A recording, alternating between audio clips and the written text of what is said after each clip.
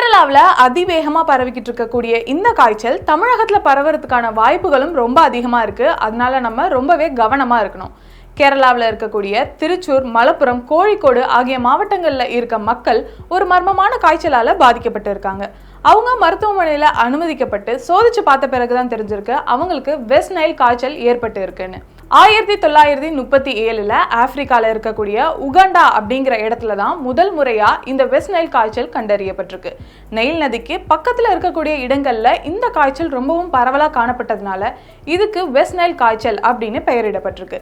இந்த காய்ச்சல் கியூலெக்ஸ் அப்படின்னு சொல்லப்படுற ஒரு வகையான கொசு மூலியமா தான் பரவுது. இந்த நோயால பாதிக்கப்பட்ட ஒருத்தர்கிட்ட இருந்து இன்னொருத்தருக்கு இந்த நோய் பரவாது. அதாவது ஹியூமன் டு ஹியூமன் பரவாது. இந்த கொசு மூலியமா தான் இந்த நோய் பரவிக்கிட்டு இருக்கு.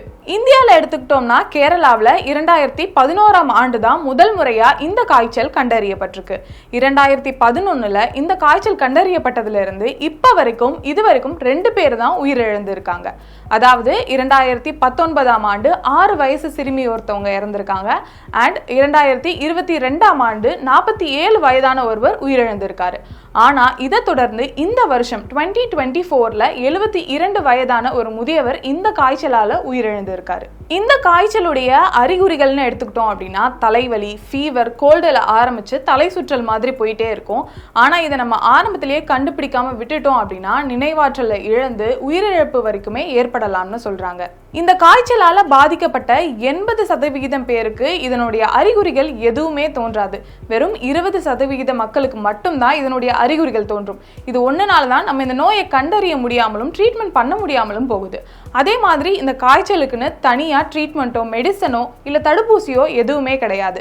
சரி, கேரளாவில் தானே இந்த காய்ச்சல் இருக்கு, தமிழகத்துக்கு எப்படி வரும்? அது மட்டும் இல்லாம தமிழகத்துல இப்ப வெயில் காலம் தான் போயிட்டு இருக்கு. இந்த சமயத்துல கொசுவும் வராது, அப்புறம் எப்படி இந்த காய்ச்சல் பரவும் அப்படின்னு நீங்க கேட்கலாம்.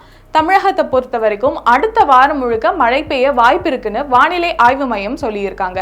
இந்த மாதிரி வானிலை மாற்றங்கள் ஏற்படும் பொழுது நம்ம உடம்புக்கு நிறைய பிரச்சனைகள் ஏற்படும்.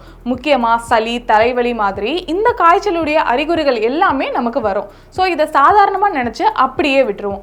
அதே மாதிரி தண்ணீர் அங்கங்க தேங்கிறதுக்கான வாய்ப்புகளும் இருக்கு. வெயில் காலம் தானே, அதுவே காஞ்சிரும்னு நம்ம அதை கேர்லெஸ்ஸா விடுறதுக்கான வாய்ப்புகளும் இருக்கு. இதெல்லாம் இருக்கிறதுனால இந்த காய்ச்சல் பரவுறதுக்கான வாய்ப்புகள் ரொம்பவே அதிகமா இருக்கு.